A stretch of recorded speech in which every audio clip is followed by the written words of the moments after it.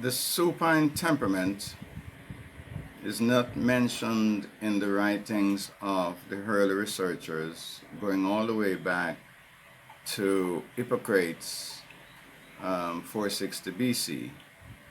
You have writers or researchers like Empedocles, 495. You have Galen, 130. They're the Maimonides, 1135. And you have Nicholas Culpeper, 1616. There's Immanuel Kant, 1724. There's Alfred Adler, 1879. There's Ivan Pavlov, 1849. And there is Hans J. Asnack, 1916. And then you have Tim LaHaye in 1926. None of these writers will ever mention, or textbooks will ever mention, the supine. I remember being in a conference many years ago in the early 2000s in Florida. The featured speaker was Tim LaHaye. And somebody asked him at the end of the presentation, says, Dr. LaHaye, how is it that you has never made mention of the supine temperament in any of your writings? His response was, he said, I have been researching for many years, and I knew that something was missing, but I could not put my finger on it. So Tim LaHaye knew that something was missing. There is a missing link, as we call it. Now, this missing link is called the supine. The supine temperament was identified by and introduced by doctors Phyllis and Richard Arno in the mid-1980s. The Arnos are the executive officers of the Sarasota Academy of Christian Counseling, SACC, and the National Christian Counselors Association, NCCA. Both of these worldwide ministries are headquartered in Sarasota, Florida. Supines want the same things as a sanguine, but their actions are like that of a melancholy. The supines always display indirect behavior and can make life difficult for others because they never say what they really want. The supine temperament is the opposite of the choleric. The choleric is the temperament that initiates but does not respond. The supine is the temperament that's the one that responds but does not initiate.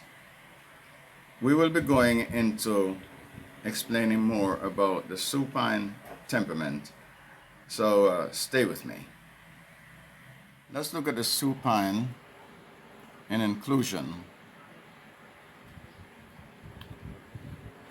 Inclusion needs love, affection, and approval to relate to people, social interaction, and social acceptance. Let's look at them in their strengths. Gentle spirit, servant's heart, capacity to making or liking people, then they're very practical. Let's see them in their weaknesses. Indirect behavior, expect others to read their minds, fear of rejection, and these are some weaknesses of the supine. They harbor anger. Let's see them in their control needs. To be included, recognition, to be controlled. Let's pause for a minute as we expand a little on this, because supines need to be included in something before they get involved. For example, if they go to a planning meeting and they were not involved for a function coming up, they will not attend the function because they'll be so angry. Nobody asked them to do anything. But if they were asked to do something, because they need the recognition, so if they were asked to do something, they're going to do it to the best of their ability. They also need to be controlled, and that's why the choleric like them so much, because they can control them. Let's see them in their strengths: dependable, enforce policies, loyal, submissive, teachable, and they have a servant's heart. Great strengths. Let's look at them in their weaknesses: aggressive disorder, dependent, defensive, weak-willed, and a feeling of powerlessness. And they're very indecisive. Let's see them in their affection needs: love, affection, deep personal relationship. Let's see them in their affection strengths: respond easily to love, open up emotionally, committed.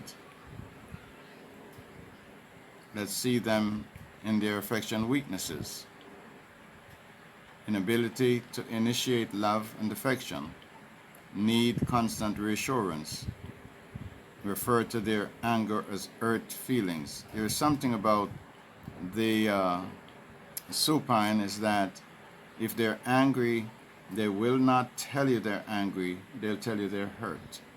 And when they're boiling with anger, even getting ready to hurt somebody, they will not tell you that they're angry. Another thing is about them is that they need reassurance all the time. You must tell them you love them. You must tell them how good they are. Pat them on the back, validate them, just praise them, and you get the best out of them. There's a weakness here that they like second opinions, so they're always looking for somebody to give them a second opinion to make sure that what the first person told them it's right. Then they might even get a third opinion. Okay, let's look at them, how they rate themselves and others. I am worthless. They're better than I am. God does not care about me. People are evil for hurting me. I need people to approve and accept me. Without that, I am nothing. They offer lies by saying God never helped me. I am always left out. And they have low frustration tolerance. I can't stand being rejected. I can't stand being alone. Let's see how they deal with stress. Their stress comes from trying to do it all. They tend to run themselves ragged. In order for them not to be stressed, they need to learn that God does not make ungodly expectations of them. Let's look at them and forgiveness. If they are treated right and are being validated and rewarded in the process, they will forgive. They always look for a second opinion. If the response from the second opinion is unhealthy, they will most likely do unhealthy things without thinking of the consequences.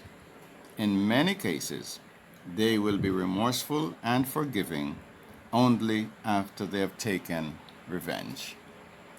Here are some counseling tips. Learn to deal with anger. Admit that you're angry. Don't use hurt as an excuse. What is hurting you is the bottled up anger. Stop getting advice from people who don't have the answer. Spend more time with God. Stop complaining. when you render service. It must glorify God, not man. Learn to be assertive. Let the people know that you like to help in organizing the event. People don't, people can't read your mind. Avoid depending on people for validation and approval. Work on your self image. You are worth more than you could ever imagine. Give less attention to the fear of rejection from man. God accepts you. Thank you for listening. Thank you for watching. Again, this is Dr. Hibbert from the program Meet.